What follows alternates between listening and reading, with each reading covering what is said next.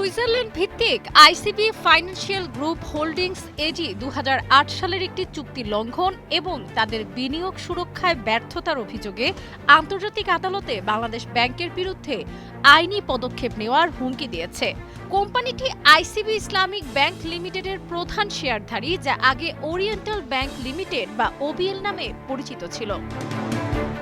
গত ৭ জুলাই বাংলাদেশ ব্যাংকের governor Ahsan H মনসুরের কাছে পাঠানো এক চিঠিতে আইসিবি ফাইন্যান্সিয়াল গ্রুপ অভিযোগ করে যে ২০০৮ সালের ২৮ ফেব্রুয়ারি ওবিএল এর আর্থিক পুনর্গঠন ও পুঁজি পুনঃসরবরাহের জন্য আইসিবি ফাইন্যান্সিয়াল গ্রুপ, ওবিএল এবং বাংলাদেশ ব্যাংক এর মধ্যে স্বাক্ষরিত শেয়ার বিক্রয় ও ক্রয় চুক্তির গুরুত্বপূর্ণ শর্তগুলো মানতে ব্যর্থ হয়েছে কেন্দ্রীয় ব্যাংক।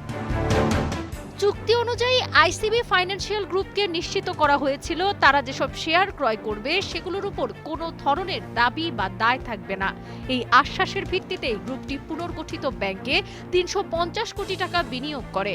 তবে গ্রুপটির দাবি, ওবিএল এর সাবেক শেয়ার হোল্ডারদের দায়ের করা একাধিক মীমাংসাহীন আইনি জটিলতার কারণে তারা এখনও ব্যাংকের পূর্ণ মালিকানা ও নিয়ন্ত্রণ নিতে পারেনি।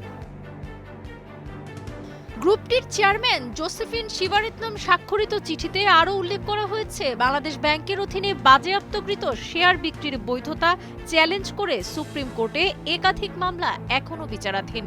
বিশেষ করে ২০১৪ সালের একটি মামলায় হাইকোর্ট রায় দেন, বিরোধ নিষ্পত্তি না হওয়া পর্যন্ত গ্রুপটি তাদের শেয়ার বিক্রয় বা হস্তান্তর করতে পারবে না। ফলে কার্যত শেয়ার লেনদেন স্থবির হয়ে পড়ে।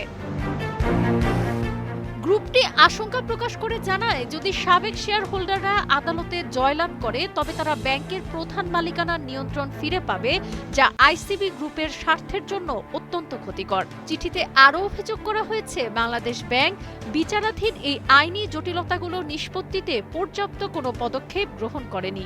পাশাপাশি ব্যাংকের পরিচালনা পর্ষদ চলতি বছরের ফেব্রুয়ারিতে যে নতুন ব্যবস্থাপনা পরিচালক বা প্রধান নির্বাহী কর্মকর্তা নিয়োগের প্রস্তাব দিয়েছিল তাও অনুমোদন দেয়নি কেন্দ্রীয় ব্যাংক, বরং বাংলাদেশ ব্যাংকের পরিচালনা পর্ষদ বিলুপ্ত করে তাদের একজন কর্মকর্তাকে ব্যাংক পরিচালনার দায়িত্ব দিয়েছে।